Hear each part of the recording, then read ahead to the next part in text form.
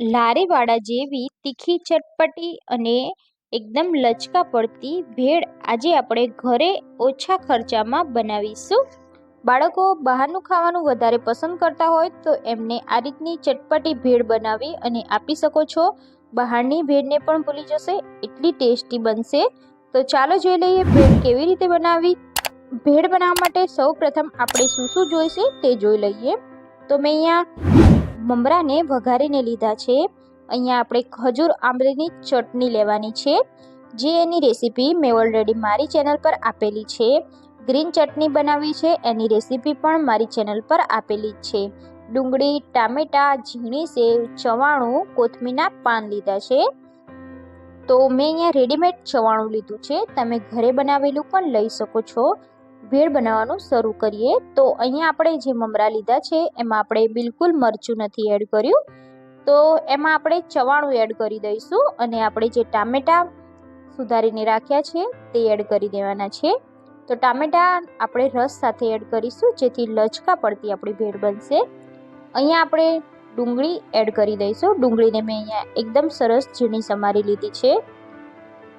તો થોડાક એવા કોથમીરના પાનને પણ એડ કરી દઈશું.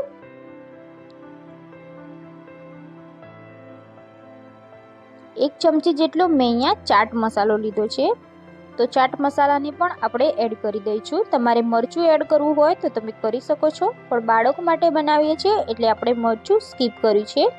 મેં અહીંયા ખજૂર આંબલીની ચટણી એડ કરી છે.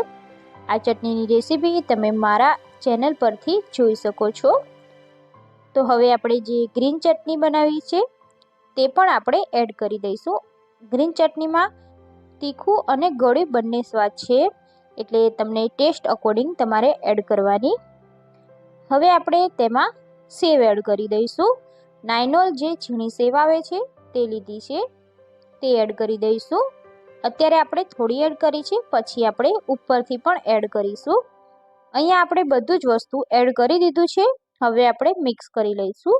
અહીંયા આપણે બિલકુલ મરચું એડ નથી કર્યું. જો તમારે તીખી વધારે જોતી હોય તો તમે અહીંયા લાલ મરચું ઉપરથી એડ કરી શકો છો. ગરમ મસાલો પણ એડ કરી શકો છો. તો હવે આપણે આ રીતે ઢાંકણ ઢાંકી અને એકદમ સરસ રીતે મિક્સ કરી લઈશું. તમે ડબ્બામાં પણ આ ભેળ બનાવી અને આ રીતે હલાવતા ફાવશે. તો બધું સરસ રીતે મિક્સ થઈ જાય એટલે આપણે સર્વિંગ પ્લેટમાં કાઢી લઈશું. ફક્ત 5 જ મિનિટમાં આ ભેળ બની અને તૈયાર થઈ જશે. તમારી પાસે બાફેલા બટેકા, ચણા હોય તો તે પણ એડ કરી શકો છો. ક્રિસ્પી પૂરી પણ એડ કરી શકો છો. અહીંયા મેં સર્વિંગ પ્લેટમાં ભેળને કાઢી દીધી છે. ઉપરથી તમારે કોથમીરના પાન અને સેવ એડ કરવી હોય તે પણ તમે કરી શકો છો. તો આપણે સેવને એડ કરી દઈશું, પછી આપણે થોડા કોથમીરના પાને એડ કરી દઈશું અને થોડી ડુંગળી, ટામેટા આપણે બચાવી રાખ્યા છે તે પણ એડ કરી દઈશું. દાડમના દાણા હોય તો તમે તે પણ એડ કરી શકો છો, અને ફ્રાય કરેલી સીંગ હોય, મસાલા સીંગ, તો તમે ઉપરથી તે પણ એડ કરી શકો છો. જોતા જ ખાવાનું મન થઈ જાય એવી ટેસ્ટી ભેળ અહીંયા આપણી તૈયાર થઈ ગઈ છે. તમે પણ આ ભેળ ટ્રાય ના કરી હોય તો ટ્રાય જરૂરથી કરજો. સાંજના નાસ્તા માટે 5 જ મિનિટમાં બની જાય છે.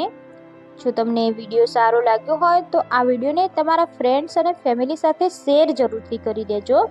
ચેનલ પર નવા હોય તો ચેનલને સબસ્ક્રાઈબ કરી દેજો. બાજુમાં પેલા બેલ આઇકોન પર ક્લિક કરી લેજો, જેથી નવી નવી રેસીપીના નોટિફિકેશન સૌથી પહેલાં તમને મળી જાય. ફરી મળીશું ફ્રેન્ડ્સ આપણે એક નવી રેસીપી સાથે. જય Shri Krishna. Thanks for watching. મળીએ નવા વિડીયોમાં.